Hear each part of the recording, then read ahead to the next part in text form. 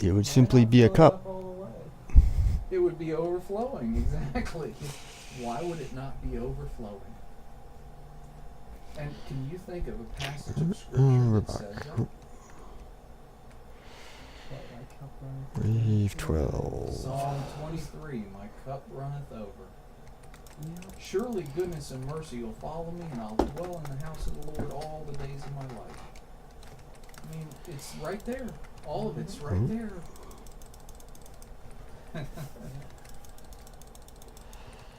It's important to know where these things are so you can pull them out when you need them. It takes a lot of study, a lot of time. I've been exposed to the Bible for a long time. I know where a lot of passages are. But that's nothing to brag about. I mean, you can't brag on it. All you can do is say, I've been studying a long time. And then you hope and pray that that study's been fruitful and beneficial. I met people that have studied a long time that were totally off on the wrong track. Well, if they always look at it in one light and never another. In my opinion, they were all the older I get, like I was telling Frank, the older I get, the more liberal I get. I mean, you tell me that. I told both of you that. Because I am. I am getting a lot more liberal. I would prefer to err on the side of mercy, justice, and humility before God. Where's that? Like, Right. That's where it's at. That's as general as you gotta get. You know it's in Micah. yeah. Well, I can easily find there's it. only 8 chapters. Only 8 chapters in Micah, so you can find it. It just happens to be in the 6th one. It just happens to be in 6, verse 8. Mm-hmm.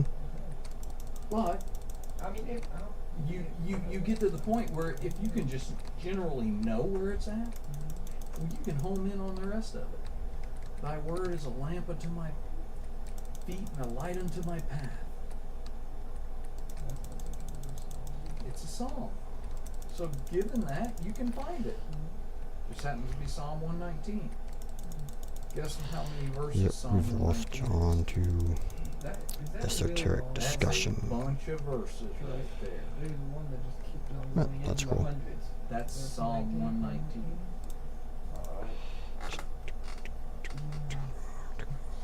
Hey, you know, you gotta hear a lot of stuff you wanted to write about. Or guys, depending on I how think many that was a people were Psalm written David. by it. He wrote So, a lot of songs. Yes, he did. He was a nice, very grateful person. He was a man after God's own heart. How could somebody like that be a man after God's own heart? And it's the right You know why? intentions most of the time. It's simple. Not most of the time, all the time. All the time.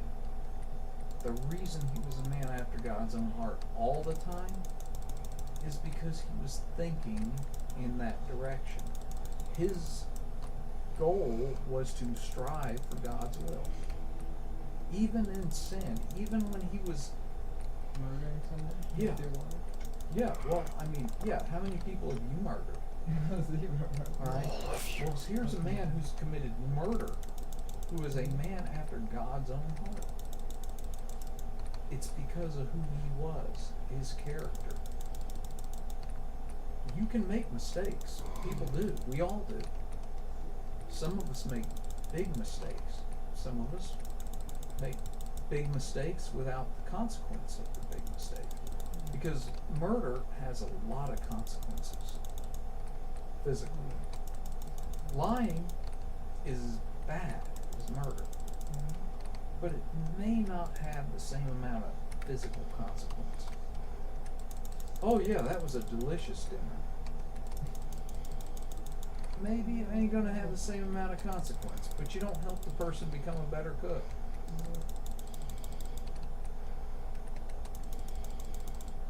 So just saying, things to think about.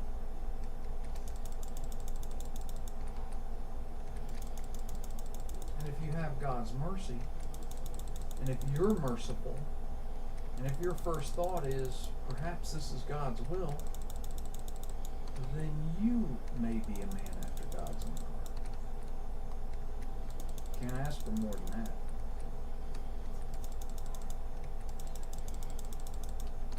And if you're doing those things and you're striving in those directions, guess what happens? Life becomes a lot easier. Out of ammo. It becomes easier from the standpoint of you're mentally capable of dealing with it. It doesn't become easier. Life is life. It is what it is. But you can be in dire situations and still be at a certain level of peace. I mean, what I've got to do tomorrow is a very stressful thing. But I can be assured that if I'm just doing the right thing, that's the best I can do.